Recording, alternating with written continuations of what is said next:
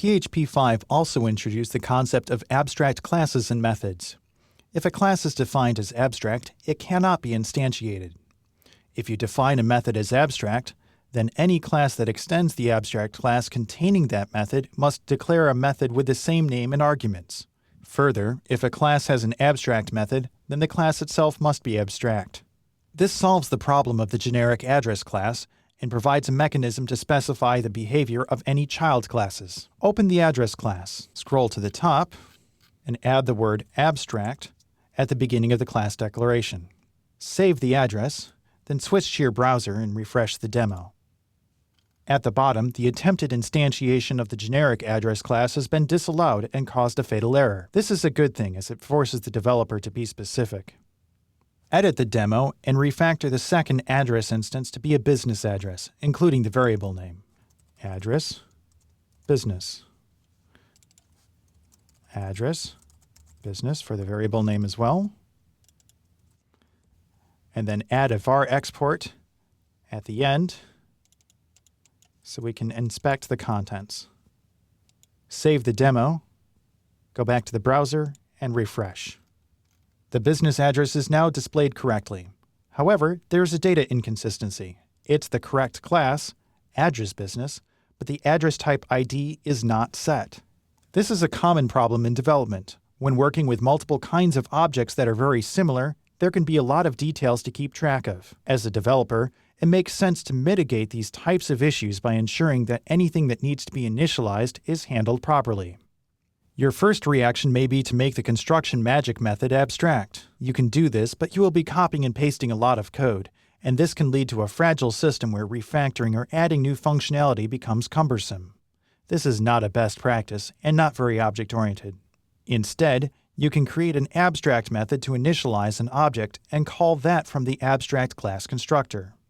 Methods that implement an abstract method will also need to have the same scope or something less restrictive. If you declare an abstract method as public, you won't be able to make it private later on, but you can make an abstract private method public. It's a one-way street. You can relax the scope restriction, but not make it stricter. This prevents a situation where you're expecting to be able to do something, but for some strange reason you're prevented from the scope. Open the address class. After the magic method toString, define a new abstract protected method called init. Abstract protected function underscore init.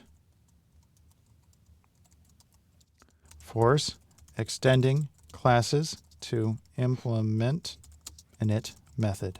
Then add a call to the initialization method at the beginning of the constructor. This init. Save the address class, then go to your browser and refresh. You will see an immediate error. The address residence class contains an abstract method that needs to be defined. So, open the address residence class and declare the private function initialize. Protected function init. Set the address type ID to the constant from the address class using your validating method. This set address type ID address type residence. Add some documentation.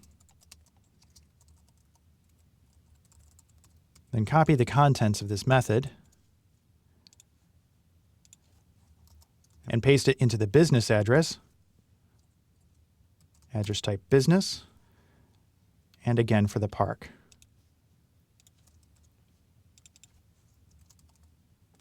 Save, then return to your browser and refresh. You will see that the address type ID for the business is now set correctly. However, a redundancy has now been introduced with a potential for corruption. You can still set the address type ID manually, and if you look at the demo, address residence is doing just that. You can just remove the address type ID, but that treats the symptom, not the problem. Return to the address class and navigate to the magic set method. Remove the special case for address type ID. Save, then refresh the demo.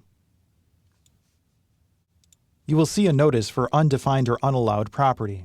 Data corruption is now prevented. Edit the demo and remove the now broken attempt to set the address type ID. Then save and refresh. The notice is now gone and execution is error-free.